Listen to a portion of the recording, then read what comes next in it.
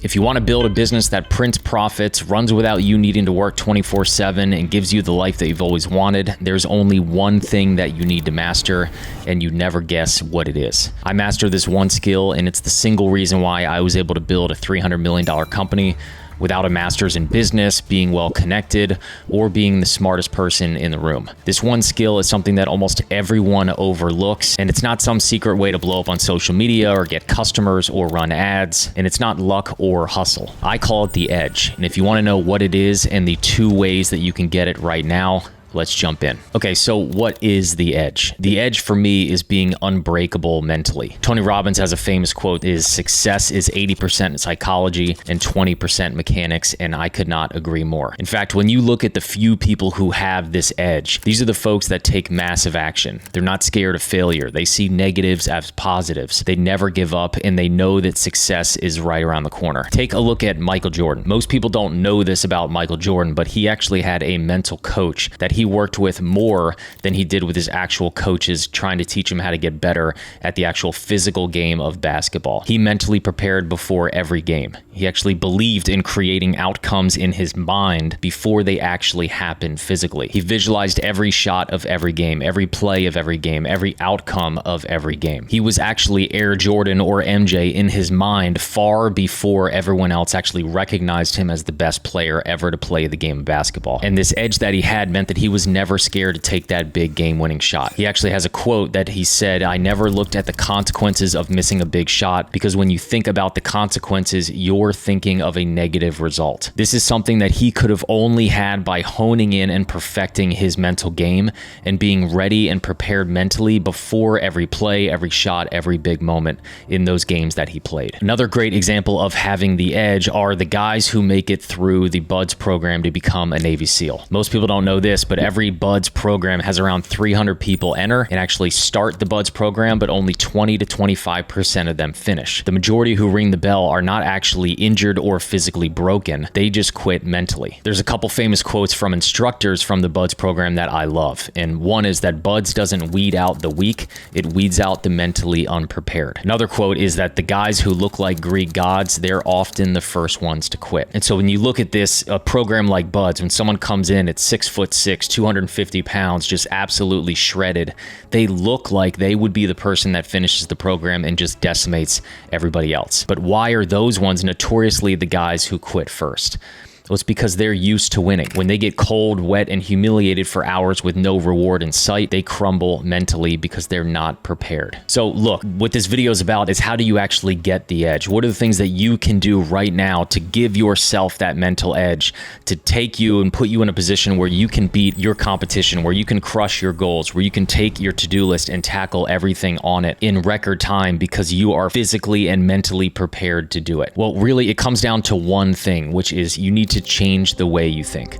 My dad handed me this one book when I was 16 years old, struggling on the baseball field in one of the worst slumps of my life. And it was a book by Shad Helmstetter called What to Say When You Talk to Yourself. And that sounds pretty woo-woo, not something I would normally pick up, but the more I dug into this book, one of the things that will always sit with me that I will never forget is really what creates results in our life. We want results, whether it's want to lose weight or build a great business or have a better marriage or be a better parent, whatever it is in your life, you're looking for a result, but all your results come from the actions that you take. Well, if you look at what causes the actions that you take, that's the feelings that you have about that action. What causes those feelings? It's the attitudes that you have about those things. What causes attitudes? It's the beliefs that you have about those things. And what creates your actual beliefs? What creates your belief system? It's the programming that you have inundated around you, the people in your life, the things that you say in your mind, the TV or movies that you watch. Those are all programming. So in the end, this long formula that generates all of the results that we all get in our life, it stems from programming. That your programming creates your beliefs. Beliefs determine your attitudes. Attitudes create your feelings. Feelings determine your actions, and actions generate results. So if you go all the way back to the beginning, all of us at some level or another need to take control of the programming that we have in our lives, the things that create the belief systems that we have, which in the end determine the actions we take and the results that we get. So what this video is about, the way that you get the edge is that you change the programming that you're putting into your mind on a day-to-day basis. And really that comes down to 2 simple steps: protect your mind and reprogram your mind. So if we look at number one, how do you protect your mind? How do you keep the negative things from getting into your mind? Even though there are people and things in your life that are creating negative thoughts, how do you actually protect your mind from those things? And for me, it comes down to a few specific things. Number one is eliminate the negative people in your life. If there's people in your life, friends or colleagues or whoever, that are constantly negative or constantly doubting you and themselves, they're just pessimistic about everything. Not necessarily do you have to eliminate them from your life entirely. Sometimes we don't have the option to do that, but as best you can, you need to remove yourself from those people, that they are feeding the doubts and the negativity that you have in your brain right now. A lot of them come from those people, and you just need to kind of retract yourself a little bit from them. My dad taught me something when I remember when we were 6, 7, 8 years old. Me, my brother, my sister, he taught us all this concept of block. And so if we were watching a TV show that said something negative or bad, or we had a friend that made fun of us, or a kid at school was picking on us or said something negative about us, like you'll never be good enough, or you're an idiot, whatever it is, things you hear when you're a little kid. He just taught us to silently in our head or even out loud just say the word block. Just acknowledge in our mind that we are not allowing that negative thought get into our brain and take hold. It's not something we're going to remember. We're going to block it right off the bat and not let that into our mind. Number two is eliminate your own negative thoughts. So sometimes a lot of the negativity that we have does not actually come from, outside sources. It's just thoughts that we have in our own head where we doubt ourselves, where we tell ourselves things that aren't exactly true, and it keeps us from having the right attitudes, the right beliefs, taking the right actions. And so that concept of block, you can actually use that on yourself. One of the exercises that I love, I actually got this from Tony Robbins, is that any negative thought that you have, any doubt that you have, really anything in life at all that you're thinking negatively about, there's a few simple questions that you can ask yourself to judge whether or not that is actually true and to totally change the way that you think about that scenario. Step one is asking yourself, is this actually true? This assumption that I have, this negative thought or feeling that I have, is it actually true? Do I have 100% of the information that I need to know without a shadow of a doubt that this is true? Usually the answer is no. Number three is, if those thoughts didn't exist, how would I feel? And write that down. I would feel, relieved, excited, motivated. And then what would I go do if I felt that way? And then the last thing that I like to add on to this is a fifth question, which is, what is the downside of not acting? So if we put this into, actual practice, let's say that you're someone who is overweight, out of shape, you used to look one way and now you look a different way, and you want to feel better about yourself. You want to get back in shape, start working out, eating right, get your energy back, feel better about yourself. Well, a lot of us, when it comes to these things, we tell ourselves this false story of,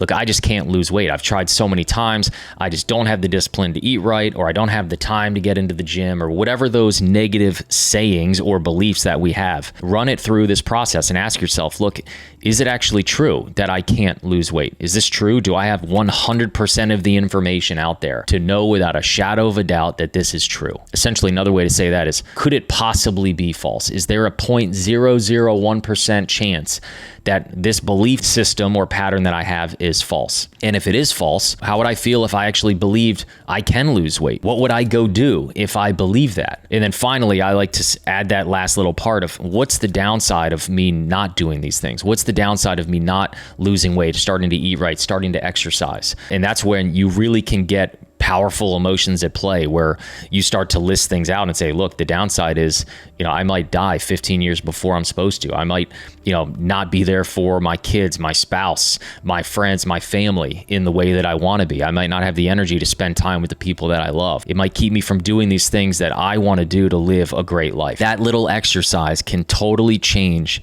the way that you feel about these negative things in your life. You can apply this to business. A lot of us tell us, like, look, my business is dead. It's starting to decline. This idea I have, I don't think this will ever work. Well, run yourself through this process. Is that actually true? Do I have 100% of the information, 100% of the information that I would need to determine whether this is true or not? Is there a 1% chance that I could be wrong, that this actually might work? And if that's true, how would I feel? And if I felt that way, what would I go do? And on the flip side, what's the downside of me actually giving up on this?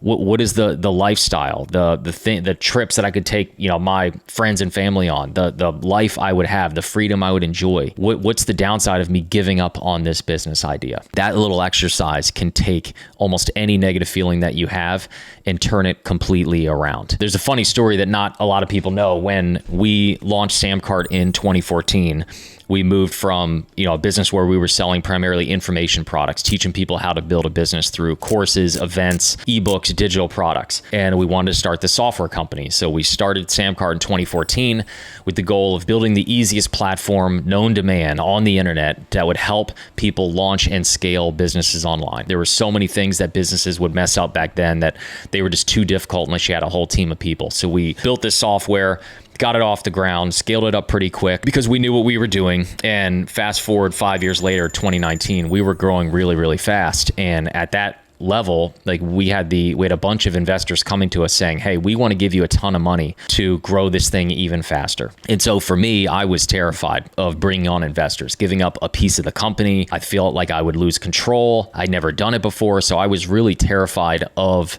the unknown. I've heard 100 horror stories on the internet, on TV, giving me this bad programming of, hey, these are all the bad things that can happen if you bring investors into your company. If you give up a little bit of control, here's all the, ways they can screw you over, the ways you can, lose the business that you loved and start to hate your job. So all these negative things were in my head for years. And even me, someone who understands, the power of the mental side of, your life, whether it's business or anything else, I let those things creep in. And so I ran myself through this exact process and said, look, I'm scared of all these things that I'm not really sure. Are they possible? Could they actually happen? So I asked myself, is this true? And if it's not true, how would I feel? What would I go do? So I immediately went from just fear mode saying no to I went and started talking to all my friends that are founders of software companies, other mentors that I know have gone through this process, raised money, sold companies, do all the things that I was hoping might be available to us if we went and raised the amount of money that we did, which was over $100 million. And I found out that, yeah, some of these bad things can happen. Like you can lose control if you're not careful. You don't have 100% say on everything that goes on in your business anymore, but it's not as bad as everybody says. But yes, bad things can happen. So step 2 for me is, even in that world, what's plan B? Like what's the worst case scenario here? And I remember having this conversation with my dad, and he reminded me that, look, even in this worst case, you could be 34 years old, go raise $100 million, do things that most business owners will never get the chance to do, meet people you'll never get to meet otherwise, and you will learn a ton in the process. So worst case is you're 35 years old, your company's been taken from you by, some crazy scenario, but you have a network that is worth way more than you had before. You've learned way more than you would have otherwise. That's the worst case scenario, and you can just start over. And as an entrepreneur who is confident in my own ability because of what we're talking about in this video, that I all of a sudden became not scared at all and said, look, let's go do this. And to make the decision even easier, that final question that I always ask myself is, what's the consequence of not acting? Well, for me at the time, not raising that $100 million and giving up a little bit of control, the consequences of not doing that mean that, we're just going to do it all on our own. And we're going to grow slower. And I'm most likely never going to fully bring this vision of what SamCart could become, this product and business that I had in my head, that we had drawn out on hundreds of whiteboards, all these ideas of things we want to build, people we want to help, that most likely will never happen, or it will happen sometime long, long in the future. And I want it to happen sooner rather than later. And that's why in the end, I decided, look, let's go take this big, scary step and go raise a ton of money and bring on some folks into the business that can really help.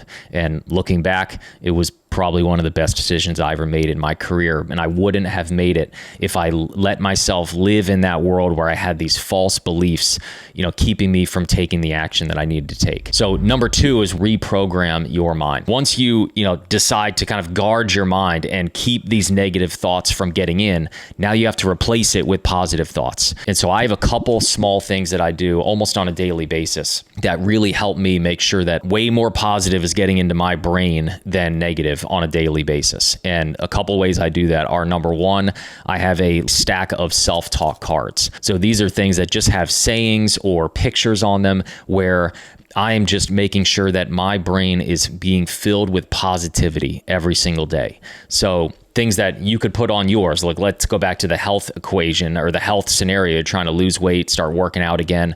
I would have a card that says something like, I actually like the soreness after I work out because it reminds me of the work I put in. Instead of telling yourself every day, like, I don't really want to work out today because I'm going to be, whatever the excuse is. Maybe your excuse is, I'm going to be so sore for the next 2 days, it's going to, ruin my work day. Well, I would have a self-talk card that counteracts that belief and reminds me of the things I do like about it. I would have a card that says, look, if I don't fill in the blank, if I don't build this business, if I don't reach this milestone, if I don't accomplish this goal, if I don't lose this weight, if I don't work on my marriage, here's the bad things that are going to happen. Here's the things that I really don't want to do, even more than the actual action of trying to accomplish this goal. Another card I might have is that every failure is a chance to learn and get better. Just remind yourself every day that even though some of the actions we have to take, some of the things that are on our to-do list, these dreams that we have that we want to take steps towards, that remind yourself you are going to fail along the way. Like, it is not going to be fun to get all the great things that you want out of your life. It never is. Achieving great things requires pain. It requires sacrifice. It requires failure. And so I always have some sort of card or things in my surroundings where I'm reminding myself that failure is the best thing in life. That Michael Jordan missed, I think, more shots than maybe anybody else in NBA history, but he is remembered for the ones that he made. But he was willing to take that many shots and to miss over and over, because he wouldn't have made the shots that he made if he didn't miss the ones that he missed. So that's another card that I would probably have. I might have another one that reminds myself that I have everything I need to succeed. That in the end, nothing can keep me from success. That if someone else has achieved it, I can study from them, I can learn from them, and I can achieve anything I need to, and there's not something holding me back. I don't need another degree. I don't need more money in the bank. I don't need more connections. That me and my self-determination, that my belief in myself, your belief in yourself, that you have everything that you need to succeed in any area of your life. I might have one that says, I will be the dad that my kids deserve, or the husband that my wife deserves. And here's why. And here's the consequences if I don't do that. I might have one that says, they will never see me coming. If you're the underdog in your life, or you're trying to build a business and you have no business starting a business, that you've never had one before and it's a dream of yours, and you have those doubts that, look, how could I possibly do this? I don't have all the advantages that everybody else has. I would have a self-talk card that counteracts that, and that says something like, these guys are never going to see me coming, that I'm going to be the one that they all doubted, and I'm going to make this work, and they're never going to see it coming. I would have ones for specific goals. So I can go back and find my original one for SamCart that says, SamCart has 100,000 plus happy customers. A lot of people like to look at stuff like this and say, look, this stuff is way too woo-woo. It doesn't work. You're just lying to yourself. It's not going to work. You can't convince your brain that these things, are going to happen. And just by saying them doesn't mean that they're going to happen. And you would be right. But there's a truth that I think most of us probably would agree on, even if you don't, at face value. And that's that your brain doesn't always know the difference between reality and, your actual psychology, the things that you're picturing in your brain. I mean, have you ever woken up from a bad dream and you're actually physically scared?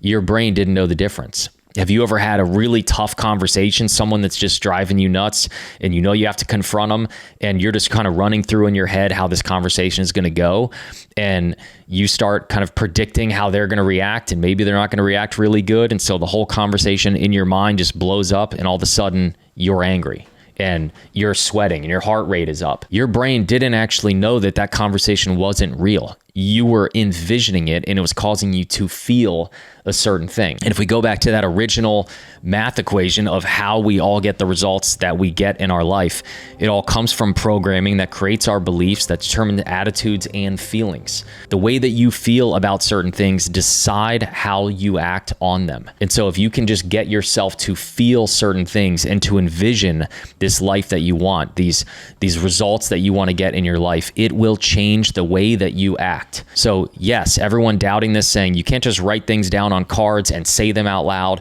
and then they'll just magically happen. You are correct. They will not magically happen. But telling yourself these things over and over, you will begin to believe it, because it will make your mind picture a world where those things are a reality, and it will draw the connection between where you are today and how you get there. And those things are actions that you will have to take, and you will be much more likely to take those actions if you believe you can get there. That's the difference. So the next part of this is program your surroundings. So not just these self-talk cards, but if we walked around this office right now, right above my desk, I have a poster that says, remember why you started. And so I wanted to make sure that I knew as my business got started that remember why I started this thing. That is one of my self-talk things that I need to remember even today as SamCart gets bigger and bigger, that, look, I could work 100 hours a day. Like, there's so much going on inside our company, but I want to, every time I sit down at this desk, to look up and say, look, the reason I started this whole business in the beginning was because I was living in a basement apartment with my new wife. I was working from 6 a.m. to 6 p.m. When I got home, she would leave and go teach dance class until 9 p.m. By the time she got home, I'd be asleep because I got to get up early the next day. And that wasn't the life that I wanted. I wanted a life where I could hang out with my wife, for more than 90 seconds a day. I wanted a life where when we have kids someday, and there's 3 kids downstairs now, that I'd be able to spend time with them whenever I wanted. And I wanted full control over my time, my income, everything in my life. And so this is programming my surroundings. If we walked around, there's tons of these things where they are programming my brain every day, whether I look at them or not. My brain sees them. Your subconscious sees those things. So those baseball awards back on the shelf back there, those are things that nobody ever thought that a 5'8" kid, playing, the position that I played in baseball could have achieved those things. So they are just reminders to me. They're not there for, me to brag to my friends about. They're there for me to remind myself of what I'm capable of, that I'm capable of a lot more than what other people think that I might be capable of. Even somebody with no advantages at all can achieve a massive amount. The next one is remember your past successes. So another trick that I learned in high school that I applied on the baseball field, that now I apply almost everywhere. All of you, that you specifically should have a highlight reel in your life, either a little video or a keynote slide deck that reminds you of the big or small accomplishments that you've had in your life. So if you run a business, this could be screenshots of that first website that you ever got up and running. It could be a screenshot of the first fan that you got on Facebook or Instagram. It could be a picture of your first finished product or your sales dashboard in SamCart, hopefully, of that first $1 that you made. Even if that's the only progress that you've made, even if you've never made a sale, you've done something. You've read a book. Take a picture of that book, with a big checkbox on it, and just remind yourself of the little things that you have done, because those things add up to big successes. If you're trying to lose weight, have that old picture of you in high school or college where you were in a lot better shape, to remind yourself of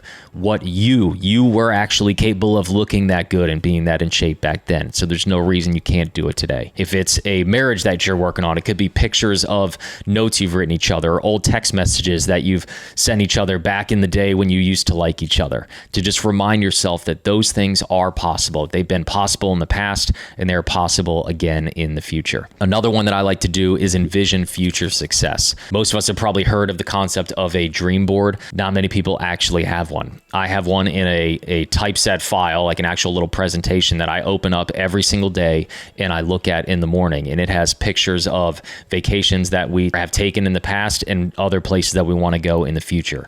It had a picture of our lake house until we actually went and built one. Picture of the home gym I wanted until I actually built one.